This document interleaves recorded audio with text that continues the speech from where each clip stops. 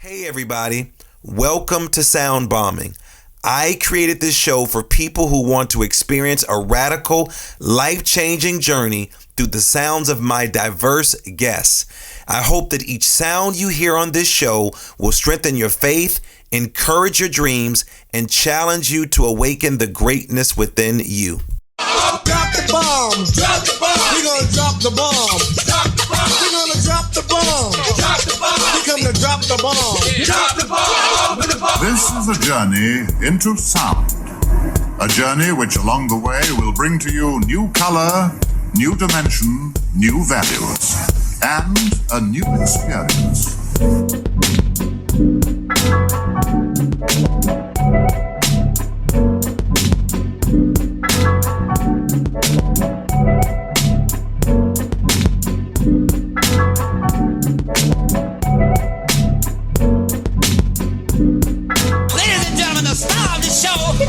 LaMarr, Darnell Shields.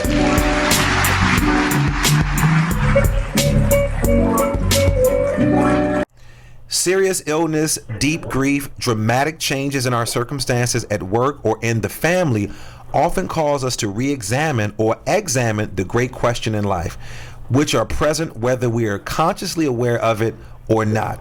Who are we? Where do we come from? Why are we here? Where are we going? To whom or what are we accountable?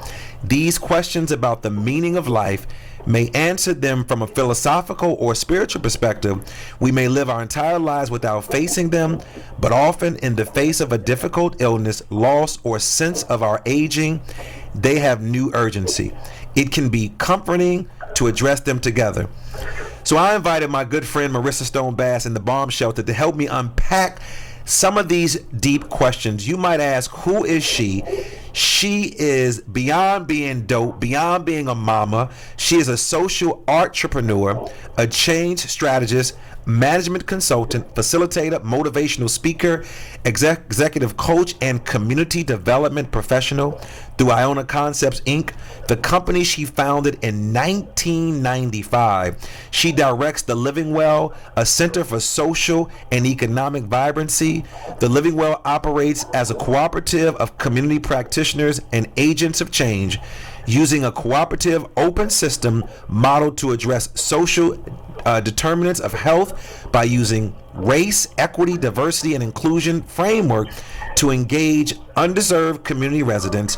The Living Well is celebrating 10 years of creating innovative change platforms for creatives, social justice entrepreneurs, and wellness practitioners. Iona Concepts, Inc. is the umbrella entity for The Living Well. It provides training, consulting, coaching, and thought leadership for local and national nonprofit entities. So I want to welcome my girl who's just basically hot off the stage from performing at the Shortcut Show in Baltimore, Maryland, in honor of the great Reginald Lewis, celebrating a billionaire, a champion, a change agent. And what other person do I feel comfortable talking about going into 2020? A person who's been pouring into other people's lives, but of course she's also dealing with some challenges in her own life, and she's going to talk about that. So welcome to the Bomb Shelter. Thank you for coming on board. How are you? I am good. Thank you so much, LaMarr. I really appreciate it having me on here, and also thank you for the Shortcuts family for inviting me to tell my entrepreneurial story and journey in celebration of the late, great Reginald Lewis. Well, I know we couldn't physically get you in the Bomb Shelter because you are on the road doing what you do, doing change, being a mama, which is your number one priority. So we're going to have a good time. Sit back and relax. And I want to just have a great conversation with you. This is a cool opportunity to talk with you as we're going into 2020. You do a lot of things. Before I physically met you, I heard about the great things that you were doing. And so I was so excited to find out that you decided to become a cast member storyteller as a part of celebrating in honor of Reginald Lewis. We're going to talk about that. But tell me, what was the impetus for starting your business?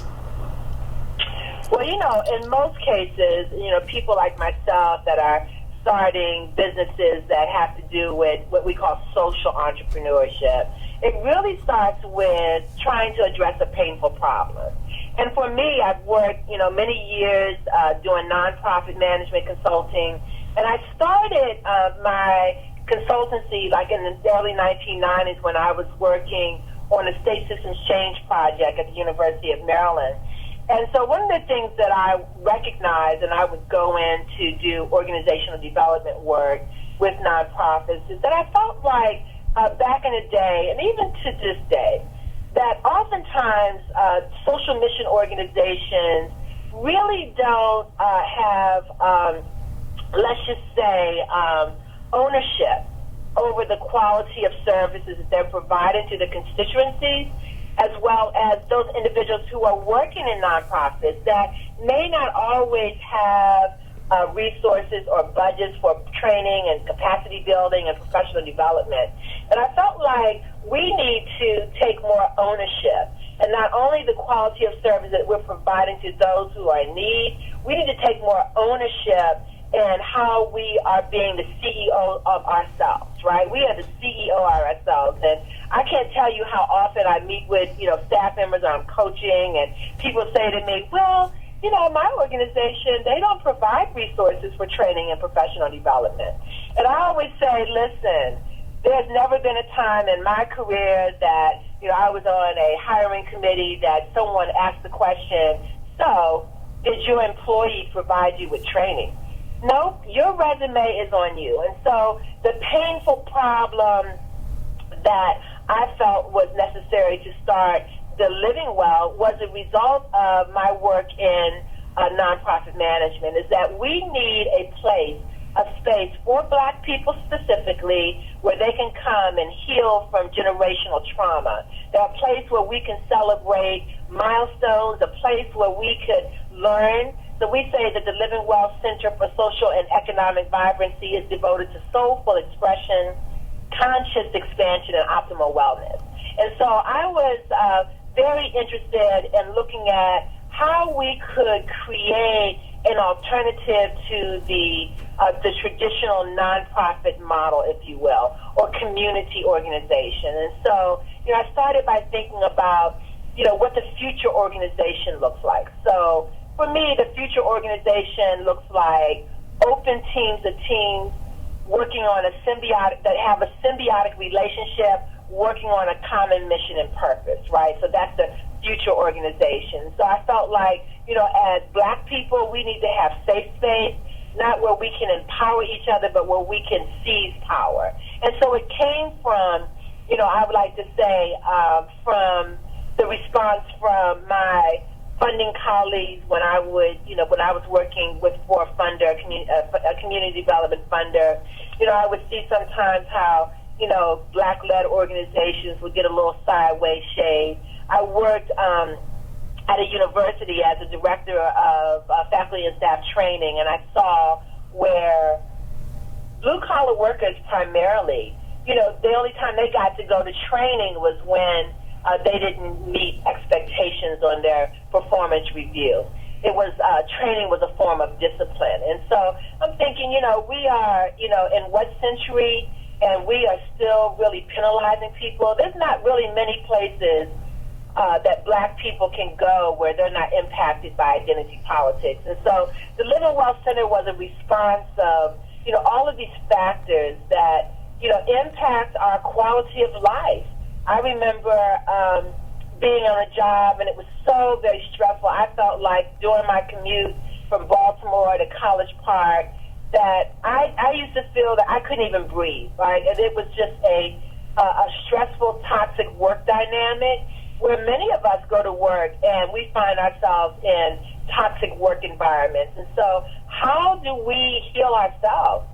How do we heal communities that are impacted by generational trauma? How do we heal ourselves and our families from generational trauma and generational issues around mental health and economic impoverishment? So that's kind of what was the impetus of me starting the Living Well. So let's unpack that. Let's go a little further. So I want you to talk about why creating a safe space specifically for people of color, and why is that so important to you as an individual? Were there some things that happened in your own personal life that drew you to this particular group of individuals? I know you're a woman of color, but is there something that happened to you in your particular life that you felt that you needed to create a space specifically for people that look like you? Right. So like I said, it was a response of a lot of what I experienced in work culture, right? A lot of what I experienced in seeing, people like myself that wanted to do good. And then, you're working with, very liberal people, if you will, that, see themselves as helping us, right? But in a lot of cases really weren't culturally competent.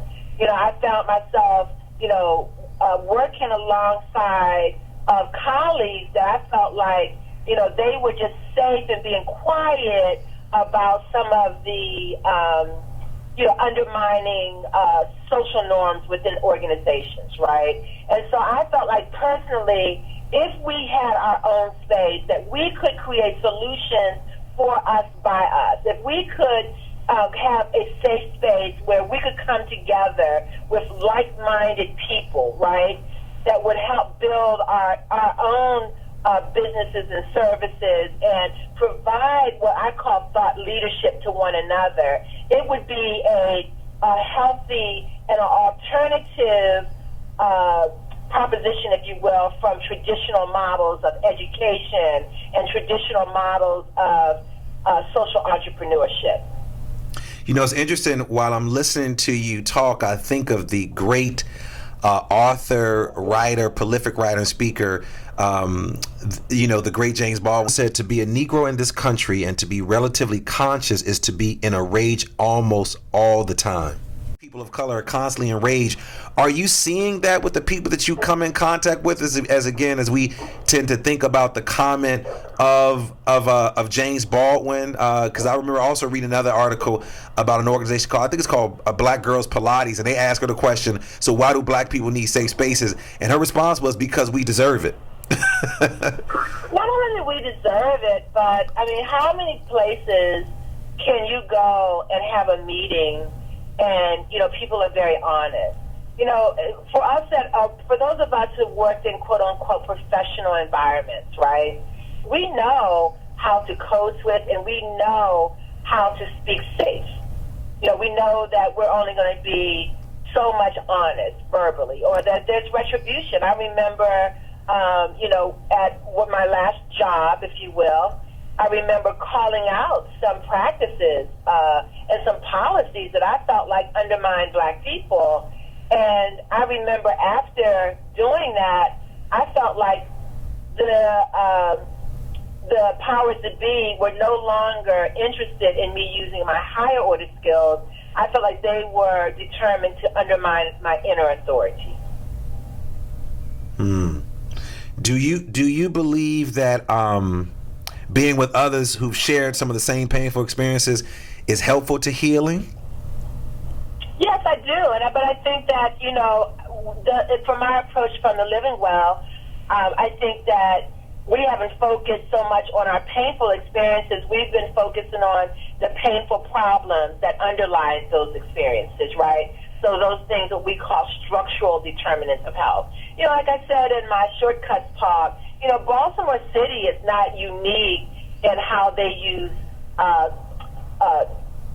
discrimination to undermine black people, as well as define the lifespan of black people, right? And so I think that it's important for us to dig a little deeper, for us to really look at some of the policies and the practices that have been in play for many years, right? I think that a lot of times when, you work in certain environments where you are, basically kept in your place. And I think that many of us that are listening, they know exactly what I'm talking about. Like, stay in your lane. We don't want your ideas, how many times have you experienced being in a meeting where you have an idea and people don't hear it, but your white colleague can say the same thing, and it becomes like such a bright idea, right? So walk me through that process. So if you have a group of people that you're working with, you're creating this safe space. Walk my listeners through that process. What does that actually look like for a person that's listening, who may be challenged, who may be working in a community where they are considered the minority? It could be a person of color. It could be just a female. What does that actually look like to walk through that space, to unpack that stuff?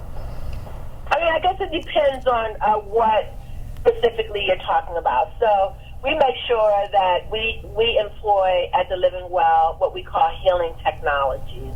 A lot of the Eastern healing technologies that we're using, these technologies have been around for many, many years.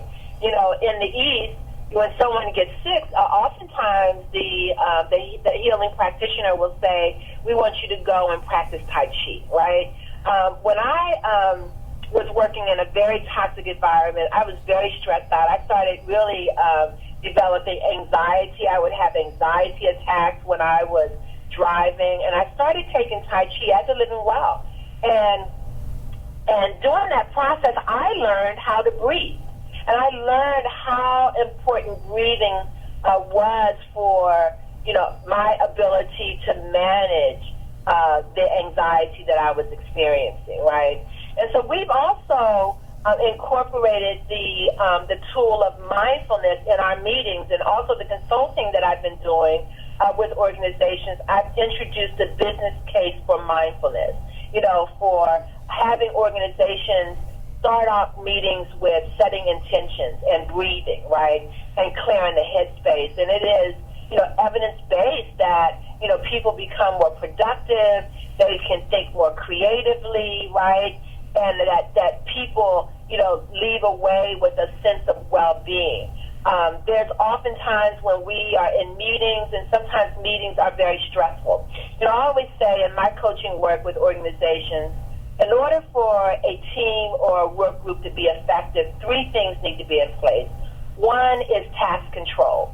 That means that everybody needs to be real clear on what the task is and how we're going to go about achieving the task.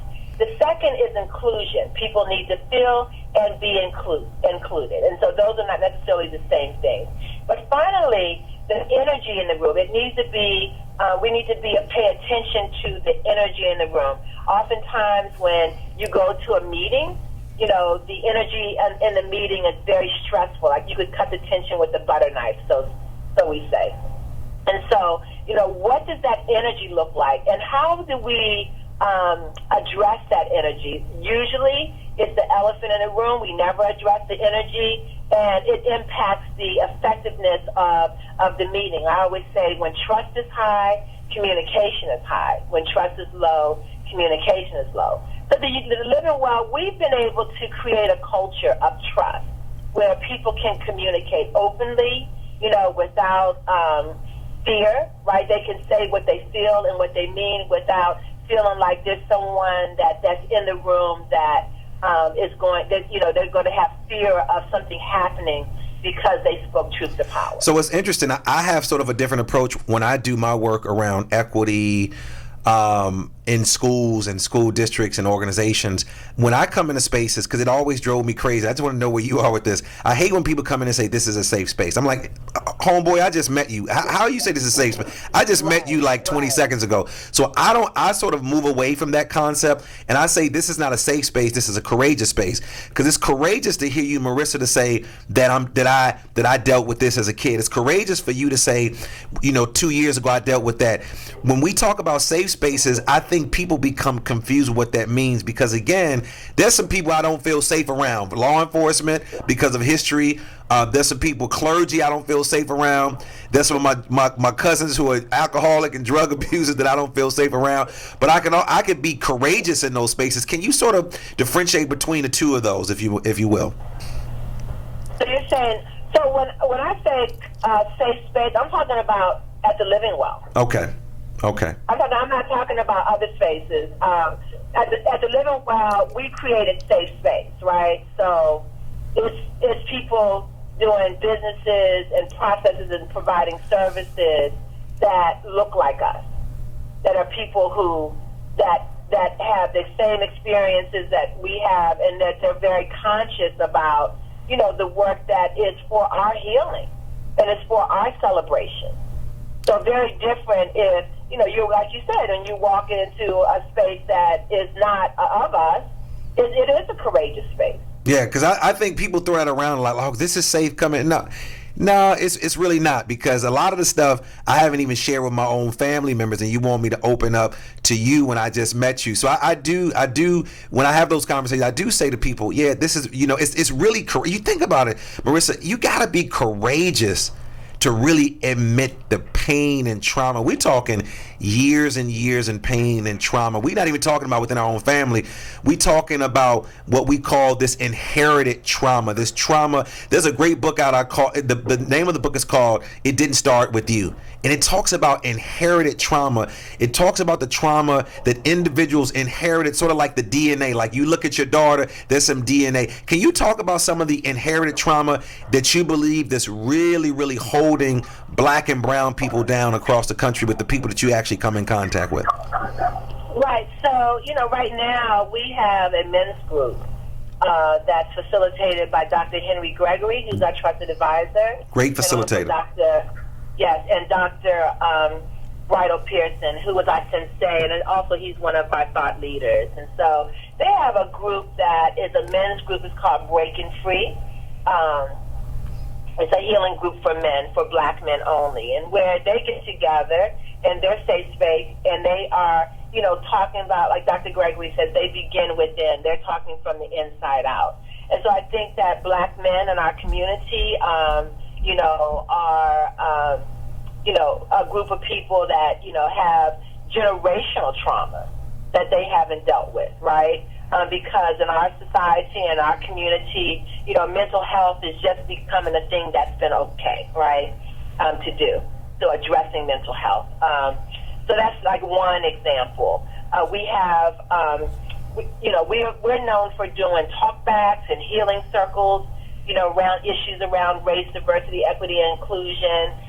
We've done a lot of work around conflict transformation in our community. And I think that trauma is something that if you are a person of color in society, it is unlikely that you have not been exposed to trauma. In Baltimore City, we work with Nika Namdi, who has an initiative called Fight Blight, where she's addressing the environmental and the social, emotional impact of blight in our community, which is huge in Baltimore and other Steel Belt cities around the country, the impact of blight, and, looking at how Baltimore City is using demolition as a blight abatement strategy, and that has a huge environmental impact on our community in terms of, health. You're talking about demolishing houses that, were built in the 1900s that, are filled with asbestos and lead that is being ignited into the air. You're talking about the social, emotional impact of blight in our community, and also the loss of our communities, through what we know as gentrification. It's interesting. There was a song that came out,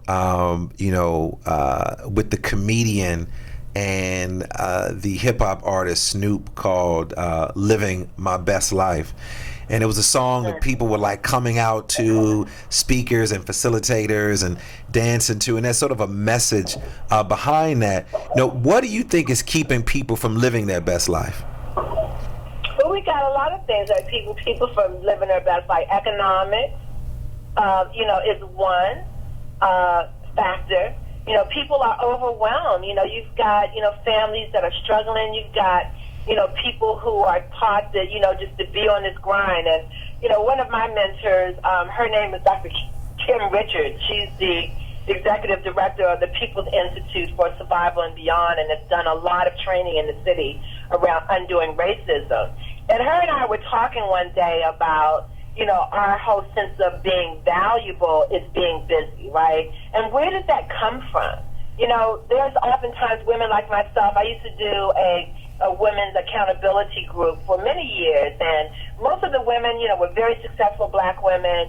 And when you talk to them about like what they're doing with their lives, it's all about, we are taught to be in service. If we're not doing anything in terms of helping other and being busy, then we don't see ourselves as productive. So we have this ideology in our community, that, you've got to be busy, you've got to be working and, and living your best life. Like, well, what does that actually mean? And so for some of us, like you and I were talking about, I have a daughter that was just diagnosed with an autoimmune disorder. And it's been a very, very, very stressful time. I recently, a couple years ago, lost my father who had Alzheimer's, and I was a caregiver. And I kind of lost myself in that, right? I lost myself because, I'm running a business, a community organization. I'm working hard on that front. I'm a mother. I'm a wife. And I have a father who has Alzheimer's. And so I didn't feel that it was, appropriate for me to go and do something for myself, right? Because I had always had somebody else to care for. But in that process, like around in 2017, I had to look at myself, and I gained a lot of weight. It was a lot of stress weight. I had, really looked at what I felt like was I had created some toxic conditions for myself because I didn't know how to ask for help. And that's a challenge for many of us that are the doers, right? You don't want to ask for help. You don't want to bother anybody with your problems, right? And so you become overwhelmed. And so living our best life, like what does that really mean? I know for me it means that, I'm going to take some time for my self-care now, right? And so whatever that means for me. It doesn't necessarily mean that I need to go to the spa or go get a mani-pedi. Sometimes it just means that I'm going to take some time to be still and to be quiet. Well, it's interesting. There's a great article called "The Disease of Being Busy," and I'm so glad that you jumped on that because in this country, and it talks about in the West, like we like to keep saying that we're busy. We like to say that I'm going to a meeting about the meeting about the meeting and about the next meeting. And I know you have a busy life, and you talked about your daughter, and you also talked about briefly your dad with Alzheimer's. So how have you incorporated self-care as a caretaker? And can you share some of the things that you've actually done? Right. So when my father was sick, I decided that, when he passed, let me just say when he passed, I looked up and I felt like I had lost myself. I had lost myself to this work of the living well. I had lost myself, to being a caretaker and, having the responsibility of his estate, right? And so for me, I decided that I wanted to get my physicality back. And so I started going to spin class. And I know there are so many people that would be like, oh my God, I hate spin. But I came to love it, and it became my thing, right? I even, this summer went and took a certification program so that I become a spin instructor. Not that I will, I'm not looking to be, to go around and teach spin right now, but it was something that I wanted to do for myself. I find myself over the years pouring into so many people, pouring in terms of helping them to build their brands and build their capacity. But I forgot to build and pour into myself, right?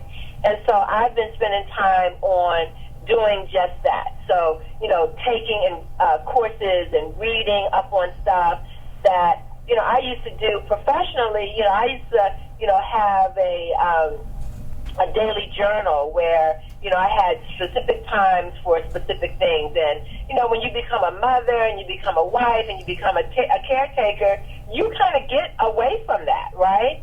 Making sure that you are dedicating time for self. Yeah, you are on it. I want to share with my listeners an article that I read a while ago in the Forbes magazine, and the reading is "Are you too busy to be less busy?" And because again, I know I'm talking to myself as I'm talking to you now. The gospel song says I'm talking to you, I'm talking to you all, but I'm also talking to myself because I have a very, very challenging schedule, and I try to take those words out. Challenging is crazy. I'm doing it. Even we have to be mindful with the words that we say. So how's your day? I'm busy. I'm challenging. Is those type of things really, really permeate into our spirit, and then they start to manifest when we use those words. Are there any? So you mentioned the spin class. Are there any other things that you do on a daily routine that keeps you focused and keeps you grounded? Well, again, time for myself, just being quiet.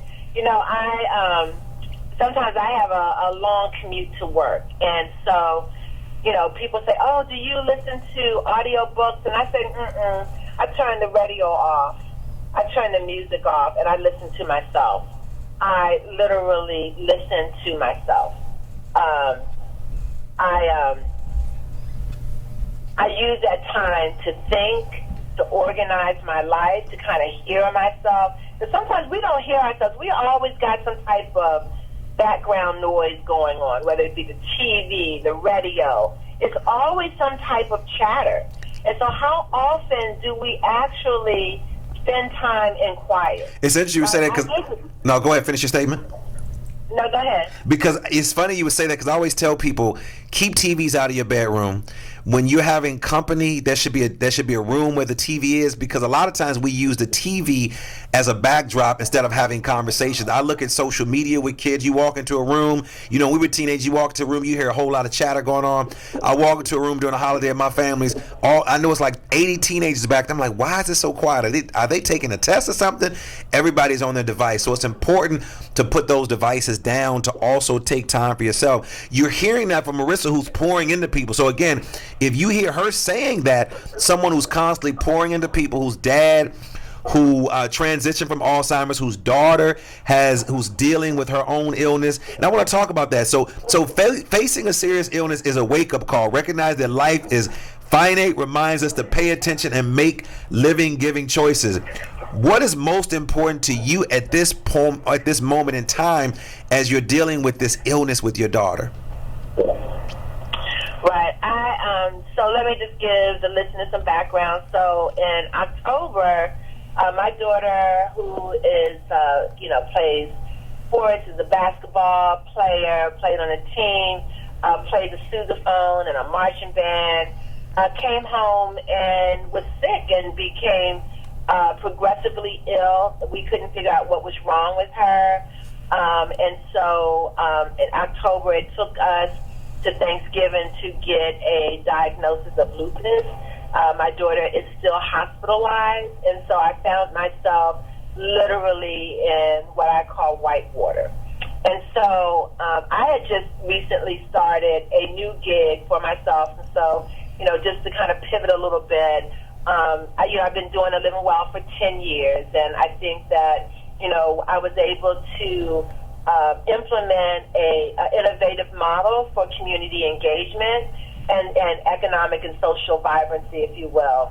And so I said, okay, what is my next thing? Like, what do I want to do? I've done, management consulting. I've taught at UB, University of Baltimore, teaching nonprofit management. I've done corporate coaching, career coaching, etc. And so I wanted to kind of go back to my roots of working with people who are homeless.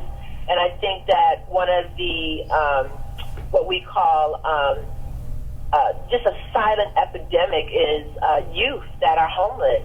And so my background is development as well, in terms of community development, and I was able to put together a cachet of people who work in the development realm, and I'm looking forward to working on building out housing for the homeless. And so I just signed on with the Design Angels of America. There's an organization out of New York and New Jersey that put together what we call evidence-based spaces. And so they brought me on as one of their associates. And so I was right in the midst of being very excited about this work, and my daughter gets sick, right? And so now I'm kind of like in chaos, right? So, she's a senior in high school, so what do I do? And so, one of the things that I've been doing is tapping into my meditation portal. really kind of spending time to breathe and to, get some balance. Definitely when your child is sick, more than ever, you are, turning to God and you're praying, but at the same time, I'm, making sure that my attitude is staying balanced, right? And I'm taking time for myself and, being able to get some physical activity in. I'm trying to, do a better job of watching what I eat. I'm a stress eater, right? And so I'll start, munching on stuff that I really shouldn't be munching on. And then I feel bad about that, because, I'm a stress eater. So I'm trying to make better decisions. But I'm just also, again, just trying to make sure that I keep a good attitude, that my attitude stays positive, and that I continue to operate in my higher self. So how let me ask you how. What are some lessons that you've learned about yourself that you did not know as it relates to your dad, having to be a caregiver for your dad, and now also having to be at the bedside for your own child? Well, again, being able to ask for help. I mean, that's something that I found very hard. I'm a giver. I'm a doer. So I'm always, giving and doing and supporting others, right? And so this is a time where, I've learned that I need to reach out to others. And so the people that are in my circle of love and support, I've been able to send them texts and say, this is what I need.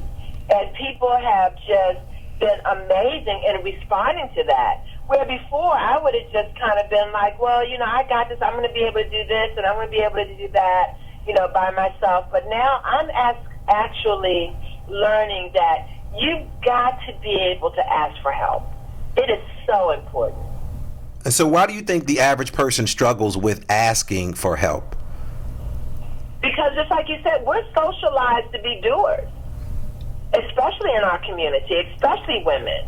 We are socialized to be doers. We are the doers. We are the people who get things done. Do we see it? Do you see people seeing this as a sign of weakness if they have to ask and turn to people for support and help?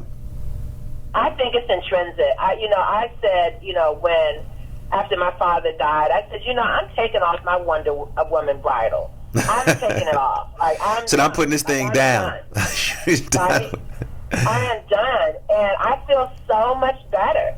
Yeah. I feel so much lighter. That I have a girlfriend. She is the director of Health and Human Services in New Jersey, in Elizabeth, and she always says to me, she said, Maurissa, she said, you've got to learn how to recognize when something is not your monkey and not your circus. Like, it's okay to recognize that, people, are in, turmoil or are having challenges, but it's not up to you to fix it. It's not your monkey. And so I've been actually doing the not my monkey exercise. So when people come to me with, challenges, I figure out, to what degree, I can, provide some support, but also recognizing that it is not my monkey. I like that. The monkey exercise. It's almost like a meditation where you have that sort of monkey mind. So what is there to be said of difficult life experiences? And then, how can we transform them, or how can we be transformed from them? Here recently, I've been just, of course, very sad about, my vibrant teenager now, has to learn how to walk again. And so, I've been trying to focus on what should I be grateful for. I have a lot of things to be grateful for, a lot of gratitude for the things that are going well in my life and that I do have health and strength. And, for an example, something simple that I'm grateful for that a lot of people don't have. We have health insurance, right? I just keep thinking, what if we didn't have health insurance? What if we didn't have health insurance? So you're celebrating those small things, even though in the midst of what you're dealing with. I agree. Exactly. I stressed, and it's interesting. And for our listeners that are out there, we know people are not going to get it. They're not going to get it that quick. They're going to be like, "Hey, but my life is it." But yeah, you have this. But my son's this. Yeah, and I don't have a house. I don't have I don't own my own house, but I'm living with someone. But you have a house, you have a place to stay. My car is raggedy, but your car is still moving. So there's always a way to come back for that. It really starts with our vocabulary, and I stressed that earlier. Is reprogramming your mind. I believe in these brain hacks, reprogramming your mind, and it really starts with us. I think when we express ourselves in that manner, people start to pick up on it. I think when we show people our insecurities, people value that. I think when we see, like you said, I put my Wonder Woman gown down, people value that, because again, we can't save the world. And I think the reality is when you look at a boat, when a boat actually sinks, it's not from the water that's around the boat, it's from the water that's inside the boat. So what's inside you? What's inside you? And I'm hearing and I'm seeing that even throughout your life, you've poured into so many different people. And then when life showed up at your doorstep, you had to use the tools that you were then teaching other people. But then you also had to step back and say, I do need some help. It was quite often I go to many of these churches, mosques, and synagogues, and these pastors and these imams and these rabbis, they try to be so philosophical when it comes to asking God for help. I tell people, listen, just scream, say help. You don't have to go. You don't have to do it. Just say help. You see me down here struggling. This is what I need. And I think we try to make it seem so pretty. This thing called life is not easy, and it is not for the weak. And again, I love that you came on to share what you've been doing for community members, but then you said, "Oh, let me just tell you in my own life what's happening." And you're leading, you're leaving a legacy. And I talk about legacy a lot. I want to ask you this final question until we go to the sound bombing section. Most people hope their lives has mattered and they have made a contribution, and you made a contribution. They hope it will be recognized and celebrated, and we have celebrated you time and time again. What are your hopes for your legacy, and how would you like to be remembered in the work that you've actually done across the country? Right. So I think that my most important legacy is my daughter, right, and what I have done to sow into her, and what kind of human being I've helped to create. But in terms of my community legacy, my social legacy, my family legacy, that people see that I have been a servant, that I have been a servant leader, that I hope that they see that you too can do this. Because let me tell you something, people think that, sometimes I think that they think that I'm some kind of special person that, built out a community center. I used my own savings to build out, 2443 North Charles Street. And that was because, I felt like I wanted to be a philanthropist. And, philanthropy is not always about giving money, so to speak. It's about giving time. It's about giving thought leadership, and also about competent space. The Living Well, I felt like our community needed competent space. And what does competent space mean? That the space is affordable, it's accessible, and it is a space that is going to sow into the individual or the organization or the initiative or the mission, right? And so I feel like my legacy was, I hope that my legacy is about that I've been a servant to the community and I've been a philanthropist in our community. Where does that drive come from? You use your own money, you want to give back. Was there something early in your life that said to you, this is what I need to be doing? Or is it something that you learned from your parents, from the community that raised you? Where does that drive come from? Right. So my mother and father were Christians, of course. And so, my mother used to always say, try to figure out how you can be of service, right? Serve God. And I think the other thing that for me, where that sense of service came from, and I'll just be totally transparent to the audience. And I remember, back before I became a mother, I was doing pretty well professionally, and I remember that. I used to, travel. My girlfriends would say, okay, let's meet in such and such a place, and you just, you get a ticket and board a plane, and I used to do spas and eat out. Life before children was so great. I call it BC, before children. And we love our kids, but BC before children was amazing. Yes, before children. So I was living my best life, right? I love shoes and boots. And I remember waking up one day and I had just started changing over my closet, and I had my boots lined up, against the wall. And I looked over and I said, "Oh my God, like there are like thousands of dollars worth of boots here. How have I been a good steward to the abundance that God has given me? What have I done?"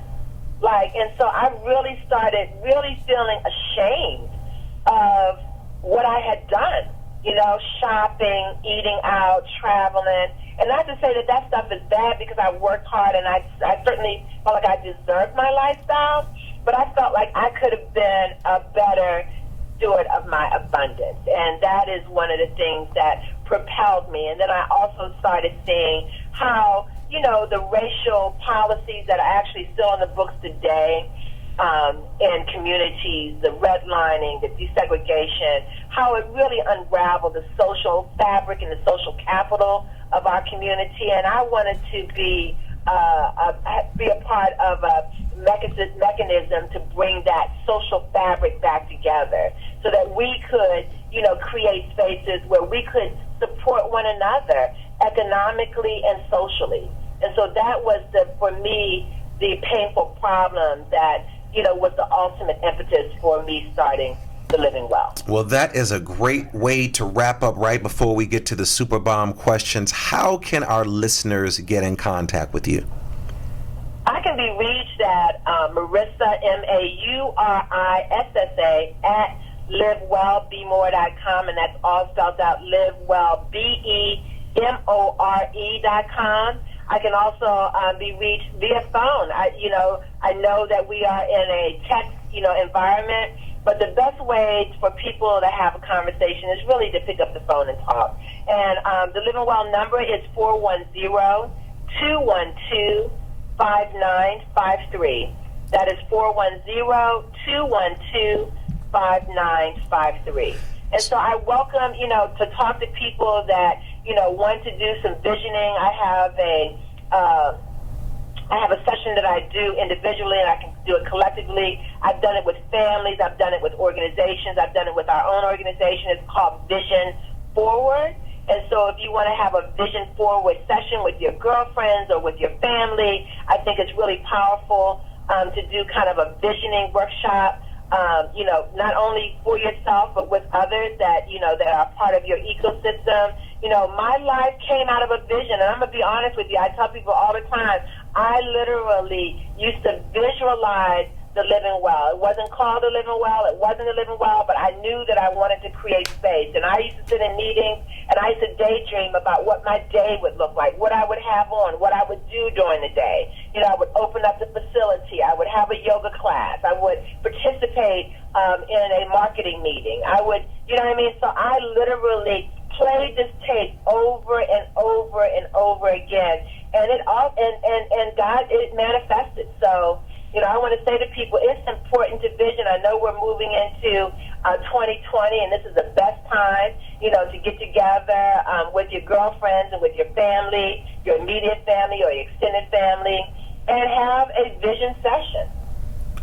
Wow, you are been amazing. But now I got to take you to my favorite part of the show.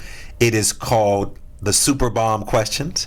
And so the Super Bomb questions are questions that I need you to answer quickly. So this is a quick fire round question segment, and all the guests that come on do not know the question. So as soon as I ask the questions, I want you to I want you to say the first thing that comes to your mind. Are you ready? Okay, let's go. All right, so here we go. What is your morning routine? Quickly. I get up. I like to look out. I live in a place where there's a lot of trees, and I like to just watch the sunrise. I get up at 5:30 every morning, so I love watching the sunrise. What's your favorite word? Fuck. What did you say? It's the F word. I got to cut him off. I'm sorry. What's your favorite quote or Bible verse? My favorite quote is Maya Angelou: when somebody shows you who they are, the first time, believe them. What dead person would you most like to meet or get advice from?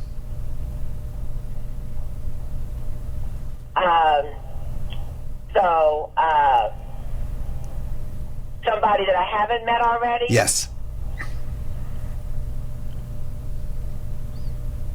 I'm sorry. So, there's a lot of people that are coming to mind. So, okay, quick. I've met Maya Angelou, but I would say Maya Angelou. All right. What is the book or books you've given most as a gift?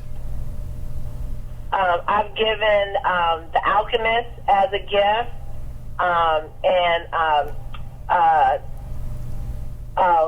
my gosh, I'm sorry, I'm blanking on it. It's Dr. He was at Harvard. He left his job. He's deceased now. Oh gosh. All right, girl, we're gonna come back to that. Vicious Life. Okay, go ahead. We're gonna come back. You got the title? All right, well, that's how I'm blanking on it. But let's just say The Alchemist. I've given away The Alchemist to so many people. Which is a great book. What's your superpower? My superpower is my emotional intelligence. What's your spirit animal or animal spirit? Oh, I'm a Taurus, so the bull. What's your favorite sound? Quiet. What moves you to tears? Love. If you were in the Miss America talent competition, what would your talent be? Comedy. I want to thank Maurissa Stone Bass for joining me in the bomb shelter. It has been a joy to talk to you. You are amazing. I wish you much success in 2020. Prayers to your daughter and your family. I also want to thank my super producer, Tuweri Ganges, and Supremacy for our theme music, and for all of you for listening. And as always, believe that something wonderful is about to happen, and that some people miss the message because they're too busy looking for the mess. Thank you for tuning in, and do something for someone other than yourself today. You've been listening to Sound Bombing. Peace.